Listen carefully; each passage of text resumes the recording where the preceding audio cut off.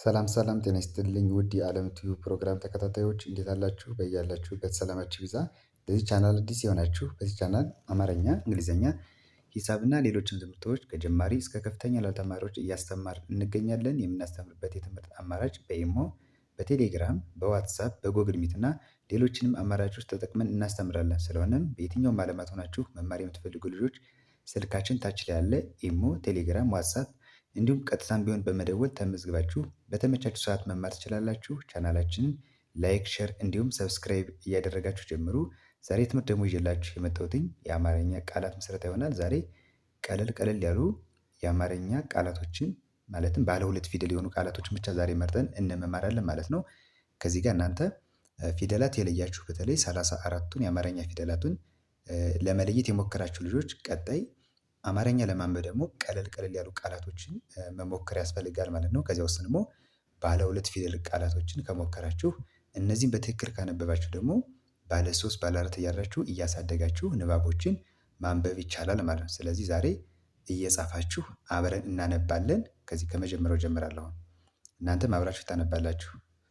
እሺ ከዚህ ከመጀመሪያው ሲጀምር ከዚህ ጋር ምን ይላል?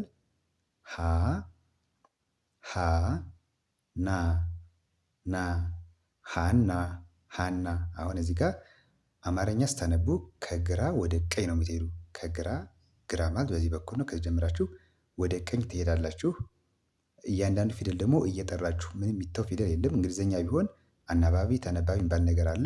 አማርኛ ግን ያሉት ፊደላቶችን እያንዳንዳቸውን ለይታችሁ መጥራት ያስፈልጋል ማለት ነው። ስለዚህ እዚህ ጋር አሁን ሁለቱ ፊደላቶች መጥራት ነው። በፍጥነት ስጠሯችሁ ቶሎ ቶሎ ብላችሁ ትርጉም ያለው ነገር ከሰጣችሁ ያ ምን ይባላል? ቃል ይባላል። ስለዚህ አሁን እዚህ ጋር ምን የሚል ትርጉም ያለው ቃል ሰጠን? ሃና ሃና የሚል ባለ ሁለት ፊደል የሆነ ቃል ሰጥቶናል ማለት ነው። ስለዚህ ምን ይላል? ሃና። እሺ ከዚህ ጋር ደግሞ ሀ ሀ ዋ ዋ ሀዋ ሀዋ። አሁን ሀ ማለት እዚህ ጋር የመጀመሪያ ፊደልና ዋ ደግሞ አራተኛ የው ቤተሰብን ሁለቱ ፊደላቶች በአንድ ላይ ስናነባቸው ምን ይላል? ሀዋ ሀዋ። እሺ ወደ ቀጣዩ ስመጣ ሚ ሚ ና ና ሚና ሚና። ሚ ማለት ሶስተኛ የመ ቤተሰብን እና ና ደግሞ አራተኛ የነ ቤተሰብን። አሁንም እነዚህ ሁለቱ ፊደላቶች በአንድ ላይ ስናነባቸው ምን ይላል? ሚና ሚና። እሺ ቀጣዩ ደግሞ ሜ ሜ ዳ ዳ ሜዳ ሜዳ። ሜ አምስተኛ የመ ቤተሰብን እና ዳ ደግሞ አራተኛ የደ ቤተሰብ። እነዚህ ሁለቱን ስናነባቸው በአንድ ላይ ሜዳ ሜዳ። ሞ ሞ ተ ተ ሞተ። ሞ የመ ቤተሰብ ስንተኛ ነች? ሰባተኛ ነች። ተ ደግሞ የመጀመሪያ ፊደል ነች። አሁንም እነዚህ ስናነባቸው ምን ይላል? ሞተ ሞተ። እሺ ወደ ሁለተኛው መስመር ስንመጣ ሰ ሰ ፊ ሰፊ ሰፊ። ፊ ማለት የፈ ቤተሰብ ሶስተኛ ፊደል ሰፊ። ሾ ሾ መ ሾመ ሾመ። ሾ ሰባተኛ የሸ ቤተሰብ እና መ ደግሞ የመጀመሪያ ነች። ሾመ። ቤ ቤ ት ት ቤት ቤት። ቤ የበቤተሰብ አምስተኛ እና ት የተ ቤተሰብ ስድስተኛ ቤት። ቤ ቤ ዛ ቤዛ ቤዛ። እሺ ከዚህ ጋር ደግሞ ቶ ቶ ሎ ቶሎ ቶሎ።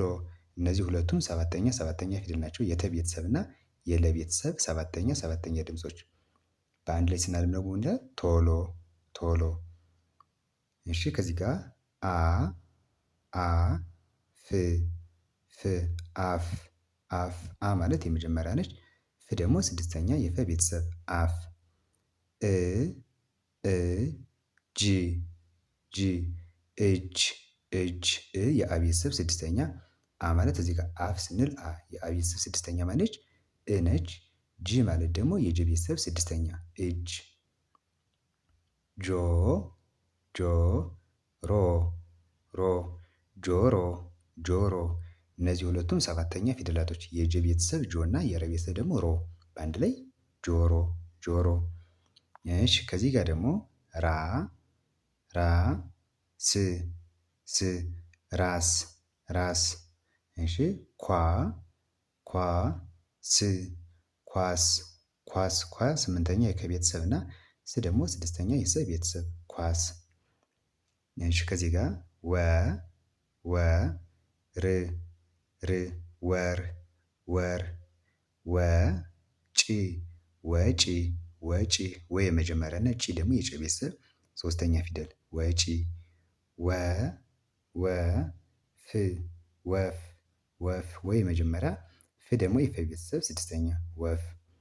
ወ ወ ሬ ወሬ ወሬ ወ የመጀመሪያ ሬ የረ ቤተሰብ አምስተኛ ወሬ።